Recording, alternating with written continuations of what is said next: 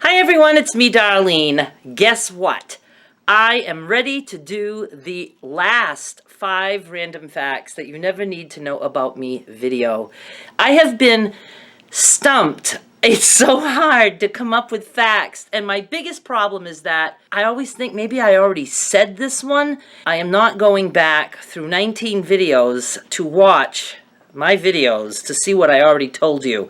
You know, I never really watch any of my videos unless I have to for a specific reason, but once my video is out there, it's for you to watch, not me. Today, out of the blue, I had one fact down there that I thought of a few days ago, and then today, out of the blue, the facts were just coming into my brain because of things I was doing around the house and stuff, so I'm ready to end this series. If you're not familiar with this series, I have a playlist link down below in the description box that will show you facts number 1 through facts number 95. We are doing 96 through 100 tonight. And then that's going to be the end of this series, and I will start another series. And I may do still another random facts series, but other random facts, not having to do with me in particular. So, I don't know, we'll just come up with something. And I'm not doing 100 anymore, 50 max. 100's a lot.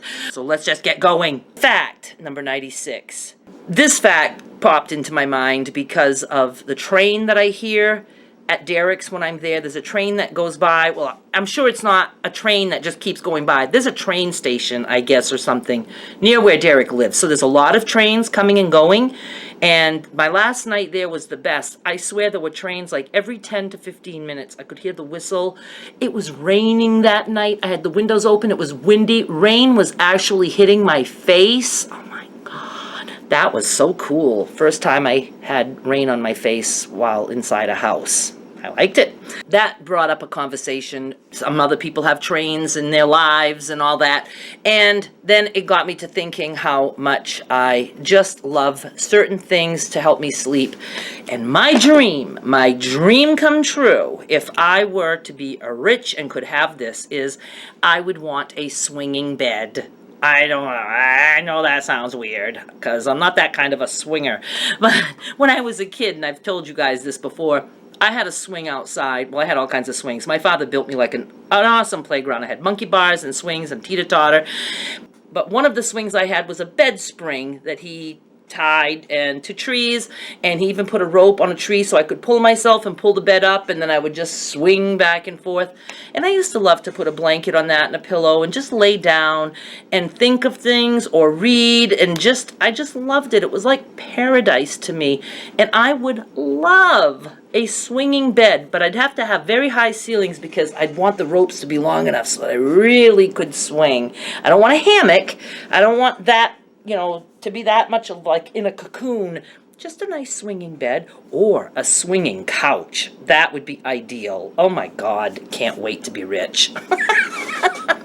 And I would want my home that has that awesome swinging bed to be near a beach with a train station where it rains and lightning and thunders a lot and a lot of heavy wind. You find me that home, I'm moving there. Okay, number 97. This is one of the ones that I almost think I might have mentioned before, but I was just doing some dishes, and I go through a ton of dishcloths. I do. I still do my dishes by hand, not a dishwasher, and I like a clean dishcloth every time I do dishes. Sometimes I do my dishes like right after I eat. I try to always do that. I go through periods where I fall behind, but when I do that, like I'll do my lunch dishes, and then I want a brand new clean dishcloth for my dinner dishes. I don't know, I'm just weirded out by a dishcloth. Once it's used, I let it dry, and then it goes in the bin for laundry. So I have a whole drawer in my kitchen that is just filled with dishcloths, because that's how many I go through. I mean, I just have piles of them. That was quite boring. Okay. Number 98. This one's also kind of boring, and I don't know why I thought of it, but I have been to the top of the Empire State Building. It was back in, I would say, 1983, right around there. Derek was like 5. My mother and I and Derek got in my Buick Skylar, my muscle car, and we drove to Connecticut, Bethel, Connecticut to be exact, where my brother at the time was living, and then from there we stayed with him for like a week, and then from there we took a train to New York, and we walked around New York, and we went up to the top of the Empire State Building, and I absolutely loved being at the top there. My fear was the elevator ride. In those days, I was very scared of alligators. Alligators? I might be scared of those too. But I wasn't inside an alligator. I was in an elevator. I used to panic in elevators. I mean, have very serious panic attacks where I could just pass out. And I remember that was like the scariest thing for me, because you're in an elevator for quite a while. There's a lot of floors. I don't remember how many, but there's a lot. But once I was up there, it was so awesome. I just loved being up there. And it's nice and windy. I like things like that. Did that once upon a time. Number 99, I have been self-employed for 20 years, 20 plus. I believe it was 1996 when I started an advertising business. It was a paper that I would put in the stores that people could pick up for free. I did that for 3 years, and it was very successful. But that is when Andy and I reconnected, and I gave up my business and moved to Texas. It wasn't something I could take with me because it was local to Sanford, Maine. So I did that, and then ever since then, I've still been self-employed at 11 years of my plus-size clothes, and then, for sewing, and then I did freelance writing online. I did obviously my blogging, and now YouTube. I did the coupon blog for quite a while. That was very lucrative for me for a little bit. Love it. Just would never be able to go work anywhere else. I am the kind of boss I like. I'm tough on myself. And I'm just very grateful for the internet, because it makes it so easy for someone like me who really needs to be home, because I'm taking care of my elderly mother who really shouldn't be alone for long periods at a time. It just makes it nice. Okay. Number 100. I thought of this the other day about a possible video that I could do, and I am going to turn it into a video, and we are going to take a poll on it. But when I was in college, and I always throw in that I was in my college in my 30s, I did not go to college right after high school. I took some art classes, some of the funnest classes I ever went to. Too bad that I was usually so incredibly hungover during them, because they were an all-day class, so I suffered a lot with hangovers. And I have a portfolio, I can't remember, is that what it's called? A big brown envelope filled with artwork sitting in my cellar somewhere, probably musty and damp and probably ripped and torn. I don't know. I haven't looked at that stuff for years. We're talking 20 years ago. And I thought I should pull that out and show you guys some of my artwork. So here's my random fact. I have actually drawn nudes. Yes, actual nude people. In the first semester, we had a nude woman, and in the second semester, we had a nude man. And I drew that. I drew those parts.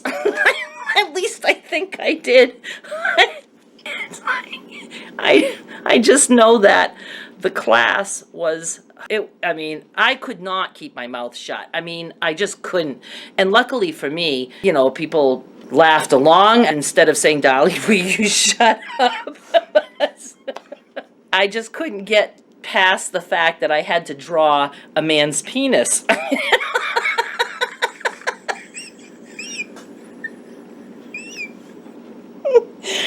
And I can promise you, what scribbles I have on those pages probably look nothing like a penis. The poll that I'm putting up was going to be, do you want to see my nudes? I said, of course they're all going to say yes to that. So here's the thing. I probably have enough for at least 2 videos, and so you're going to decide. Do you want to see the nude woman drawings first, or do you want to see the nude man with the dangling penis drawings first? So you get to decide. You get to decide which ones you want to see. Now, do not worry about the privacy of these models, because I can promise you my drawings look nothing like those people. And I don't know what other kind of drawings I have in there. I think some of the things were pretty good, but like I said, that can be like maybe a little series. Once I get the portfolio up here and see how many images I have, I can maybe make some piles, sort them out, and we can make that into a little series. But you need to tell me, with the poll, man first, woman first, and for the poll, you need to look at the right corner of this video, anytime during this video, right hand corner, there should be a little eye in a circle up there. If you do not see it, either tap your device with your finger and the eye should pop up, or if you're using a mouse, hover your cursor somewhere around the top right hand corner and you'll see an eye. The poll should drop down and you can vote without leaving the video. You can vote anytime during this video. So I think that'll make a cool little poll, and I think it's a fantastic way to end this series by making you guys decide whether or not you want naked woman or penis man. I am going to be so embarrassed to show you guys any of that.